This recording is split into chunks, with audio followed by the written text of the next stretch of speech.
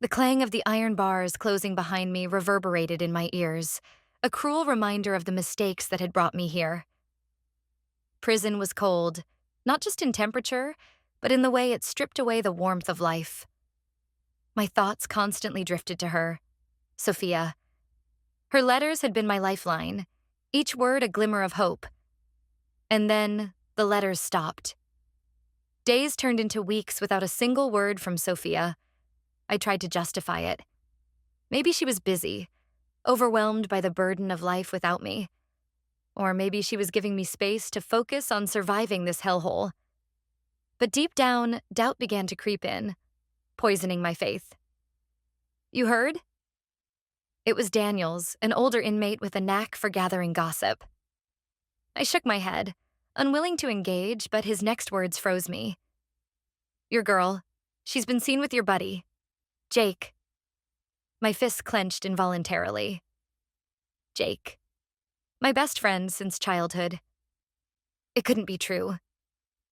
Jake and I had been inseparable. From playing football in the park to backing each other up in bar fights, we were brothers in every sense except blood. And Sophia. She was my anchor, my reason to believe in a better future. I had trusted them both with my heart. During my next call home, I demanded answers. My sister hesitated before finally breaking the news. They're together, she whispered. The words hit harder than any punch I'd ever taken. Betrayal from the two people I loved most. Anger consumed me, a fire that burned hotter with every passing day. I replayed every interaction, every moment of trust, searching for signs I had missed. How long had they been planning this? How could they justify such a betrayal? For weeks, I drifted in a haze of rage and despair. My cellmate, a quiet man named Malik, finally spoke up. You can't let them win, he said. The best revenge is building a life they can't touch.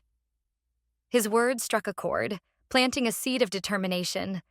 I threw myself into self-improvement. Books became my escape and my weapon. I learned about business, law, and philosophy. I worked out tirelessly, transforming my body and sharpening my mind. I swore to emerge stronger, to reclaim my life. The day I walked out of prison, the world felt both familiar and foreign.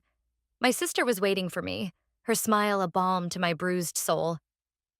Welcome home, she said, her hug grounding me. It didn't take long to run into Jake and Sophia. They were at a cafe, laughing as if they hadn't shattered my world. I felt a surge of anger, but forced myself to stay calm. Confronting them now would only drag me back into darkness. I focused on building a new life.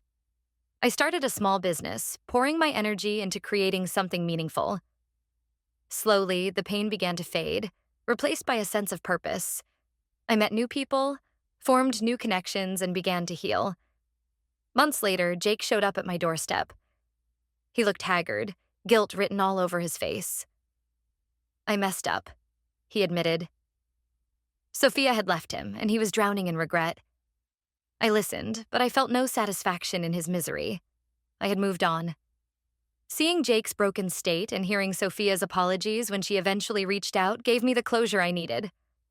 I forgave them, not for their sake, but for mine. I realized I deserved a future unburdened by their betrayal.